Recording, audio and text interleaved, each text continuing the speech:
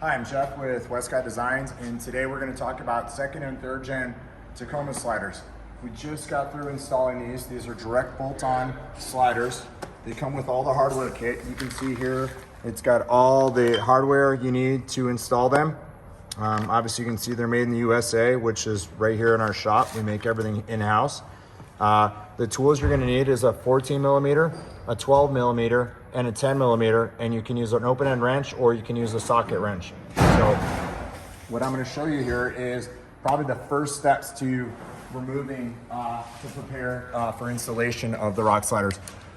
There is a plastic sticker here that is going to be up over here where the top bolt is. That's over here. You can either peel it off, poke a screwdriver in it and pull it off, or it may have a plastic insert, and with that you'll just get the screwdriver up underneath it and you'll pull it off that way. It'll pop off, it'll break off, but you'll remove it so you can access this bolt here.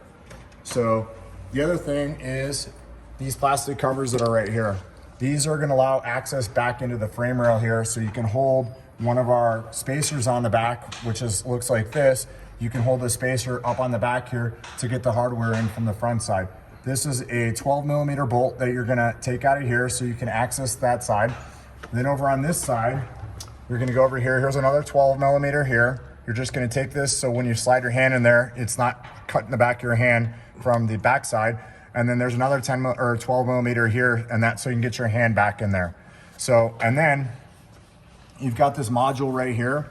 You're going to go ahead and remove it off the front of the frame rail. You're going to remove this here.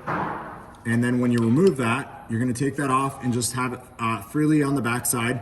And then you're going to reattach it back. Once you put the slider bolted up, you can put this back on, put the nuts back on. You're going to use the factory nuts back on these, and you're going to use the factory bolt on the bottom of here as well. This is actually, this uses the factory nut, this uses the factory nut, and it attaches to the rock sliders. The only hole that is actually halfway through that you're going to finish the rest of the way through is they put a reinforcement here on the top of the frame for strength. And basically the frame's drilled through this first portion of it. It's not drilled through this piece. So the hole is started, it has epoxy in it. You're just going to drill through the frame here. That's the only hole that you're going to continue to drill out here in the back. And it has one of our flat plates laid up on the top of it. So you can see how everything's laid out. We either have a round one here or a flat one here. Depends where you need to accommodate for the reinforcements that are actually built into the back of the frame. But obviously the round, and then you notice that the nipple on our plate sticks out the backside. You want these plates to mount flat against the frame, so when you run the bolts into the front, it pulls itself tight up against the frame, the back of the frame rail here on both sides. So the very first one you want to install when you're installing the rock slider is this front one here. This is a flat plate. It's this long flat plate that's right here. So this long flat plate is going to install inside the frame rail right here. Okay, you're going to slide that up very first.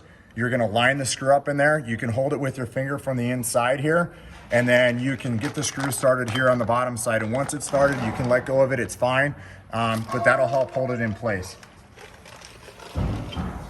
You're going to then install all the bolts on the outside, get everything started just lightly, get it started so you can move it around, adjust it so you can get all the screws to line up, and then you're going to go back and you're going to tighten everything back up on it.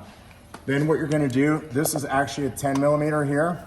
There's a bolt here, which is a 10, and then underneath this plastic cover is another 10 millimeter, and that's the cover you're going to remove. You'll put this back on, you'll put the bolt back in it here, you'll put the other 10 millimeter cover back over the top of this. You'll just reinstall the 12 millimeter bolt that's here on the bottom that was on the inside cover where you reached your hand in the backside over here. You'll then over on this side, you'll put this cover back in, put the 12 millimeter belt back in it. You'll put the bolt back on here. You'll put this back up to the frame. You'll hold it up tight. You can just tighten those back on the other side here. The module here, you'll hold that up and tighten these back here. And then exactly, you'll get everything here on this same side. You'll get everything started.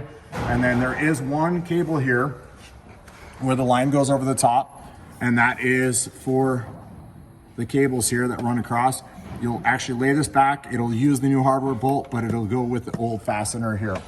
So this kind of will show you the best way to install these sliders.